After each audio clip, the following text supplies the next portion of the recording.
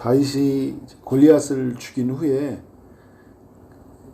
삶의 그 경로가 바뀌어지죠. 집에서 사울의 궁전으로 옮겨져 가요. 기브아 땅, 베냐민 지파 땅에 있죠. 그 기브아에서 보내게 되다가 사울의 이제 미움을 받고 도망자의 신세가 되잖아요. 그 사무엘이 있는 라마로 도망을 가고 또 이후에 사무엘과 함께 나요시라는 곳에 이제 머물게 돼요.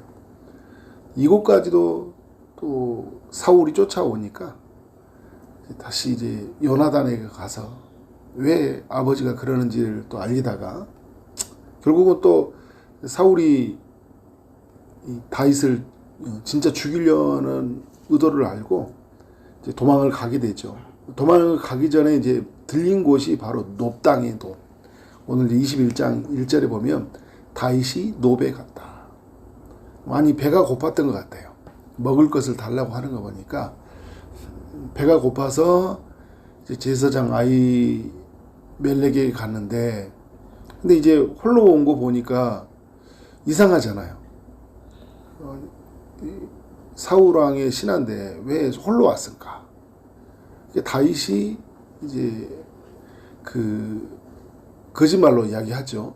2절에 보니까 왕이 나한테 명령해서 왕의 명령을 받고 왔다. 근데 아무에게도 사람에게도 알리지 말라고 해가지고 그래서 내가 이제 비밀리에 왔다 이제 이런 이야기를 하고 있는 거예요. 그런데 여러분 이제 이게 나중에 화근이 되죠. 아히멜렉도 이제 뭔가 수상했어요.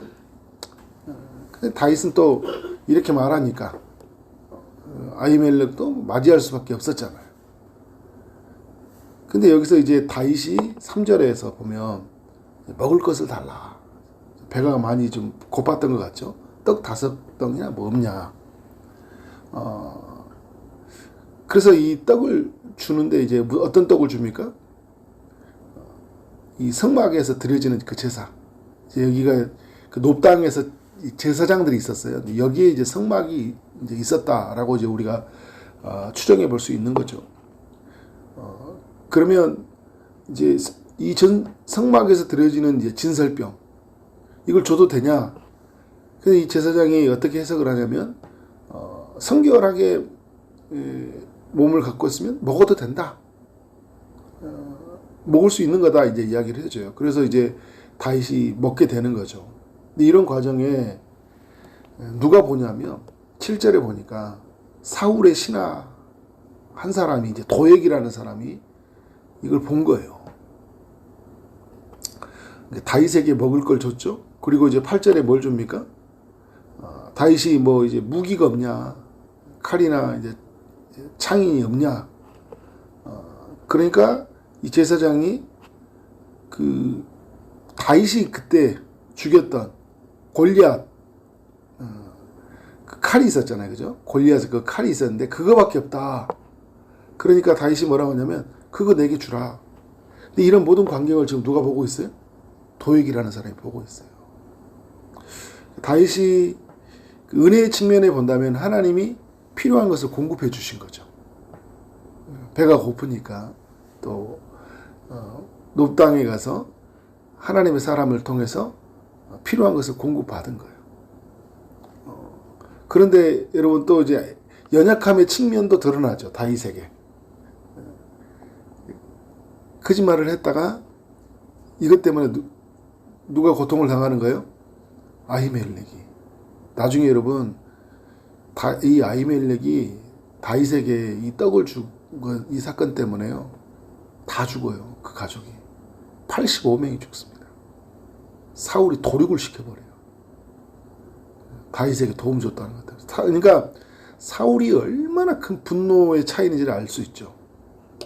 다윗도 연약함이 드러나지만 하나님은 이 연약함 속에 하나님의 은혜를 부어주셔요. 먹을 것을 채워주시고, 그죠?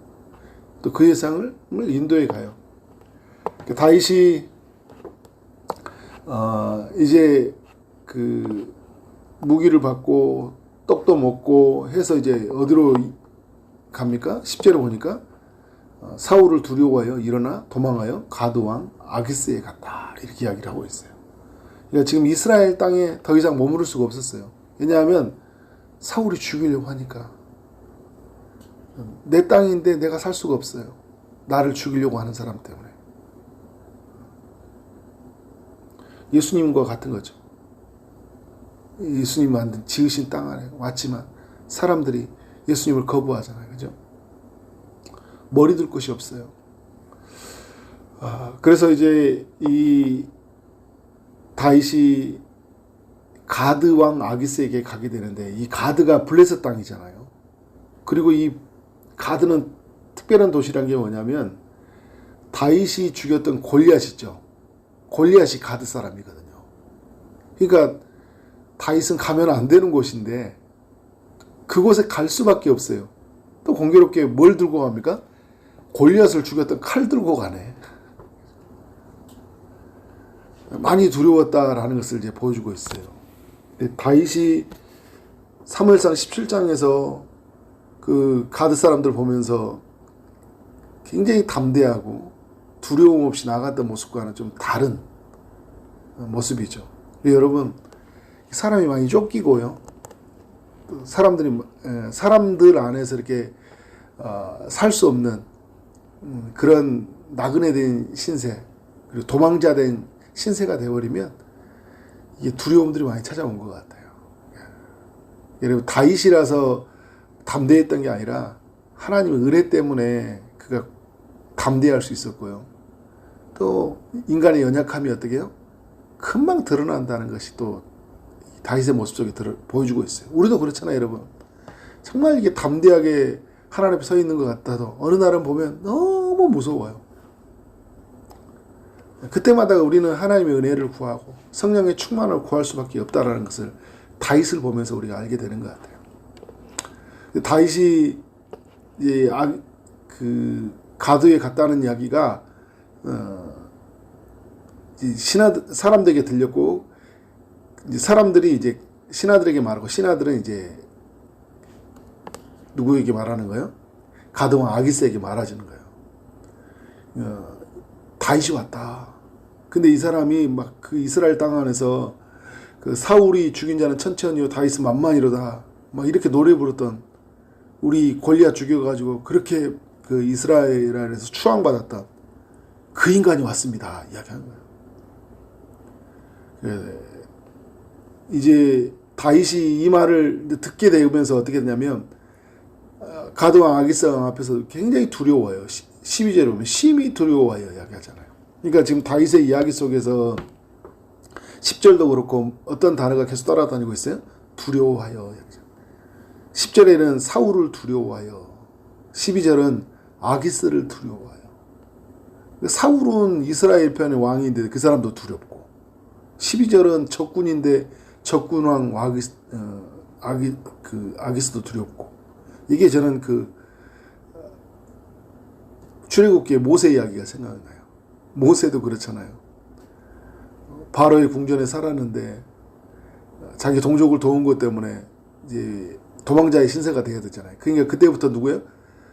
바로의 궁전에 있는 이들도 두려움의 대상이 되고, 자신의 동족들은 어떻게 해요? 자기를 또 버렸잖아요. 그들도 두렵고, 자기 편은 아무도 없어요. 아무도 없습니다. 그냥 두려움에 빠져 있어요. 그 다윗이 했던 방법이 뭐냐? 그들 앞에서 그의 행동을 변하여 미친 채 하고 대문짝에 그적거리며 침을 수염에 흘렸다 이야기를 하고 있어요.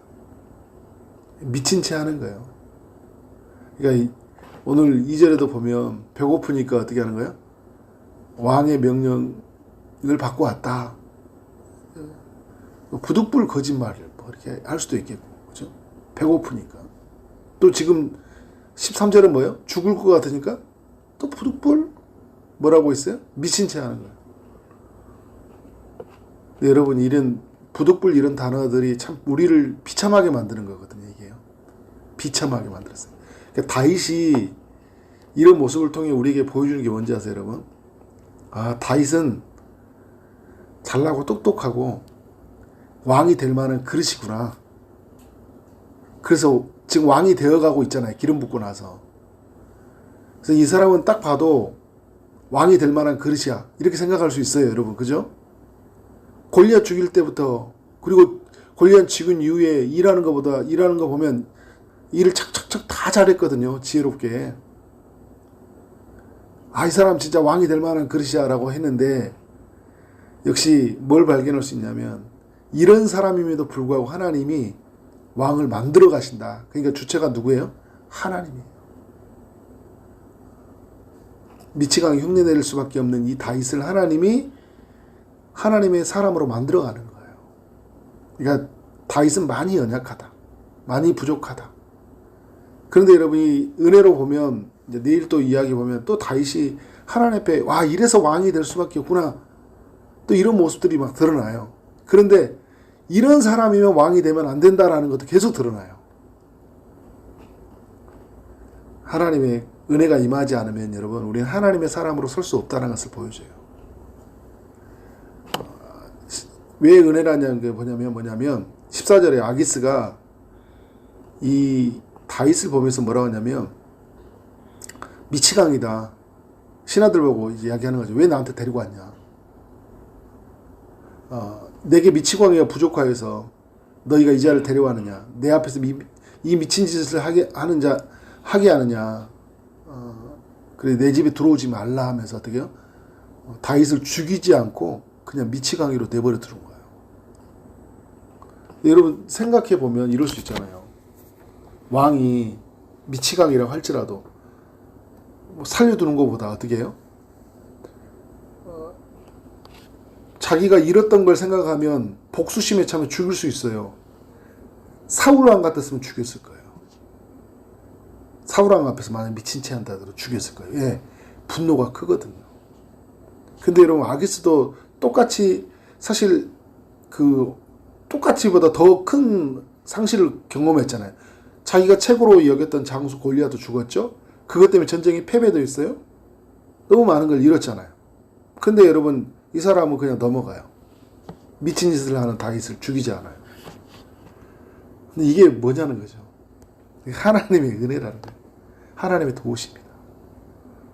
하나님이 도와주지 않았다면 다윗은 설 수 없다라는 걸 보여주는 거예요. 골리앗도 죽인 것도 만군의 여호와 이름으로 죽인 거고 살아남은 것도 주님이 도우심으로 살아남은 거예요. 아히멜렉이라는 사람을 희생을 통해서 다윗을 먹이셔요.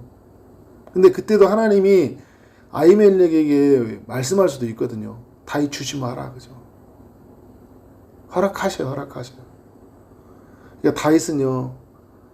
다윗의 삶을 이어지기 위해서 수많은 사람들이 희생이 있었고 또 수많은 사람들이 그 순간을 넘어가주는 그 은혜가 있었기 때문에 그냥 그 자리에 있었던 거예요.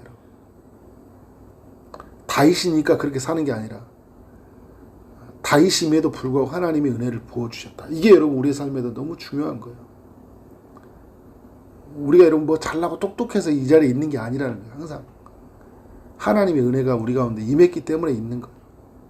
우리 하나님의 은혜가 임했기 때문에 하나님의 사람으로 세워져 가는 거예요. 여러분 우리 때문에 수많은 사람들이 막 다치잖아요. 아히멜렉처럼 막 다쳐요. 상처 입어요. 교회 떠나요. 그런데 하나님 나를 붙들고 있어요. 그렇죠? 그러면 겸손해져요. 더욱. 그래서 다윗은 뭘 보여주냐면 겸손해지는 왕이 돼야 돼요. 그래서 누구를 들어주는 거예요? 그럼에도 불구하고 나를 쓰시는 하나님은. 그래서 그 하나님을 드러내고지 살아야 되는 거죠. 그런 삶이 우리 모두에게 있기를 주 이름으로 축원합니다. 기도하겠습니다. 하나님 감사합니다. 사무엘상 21장의 이야기를 우리 모두에게 들려주시니 감사합니다. 다윗에게 필요한 것을 채워주시고 또 안전하게 보호해주셨던 주님이 오늘 우리의 삶 가운데도 마땅히 필요한 것들을 공급해 주시고 수많은 어려움과 위협에도 우리를 지켜주시니 감사합니다.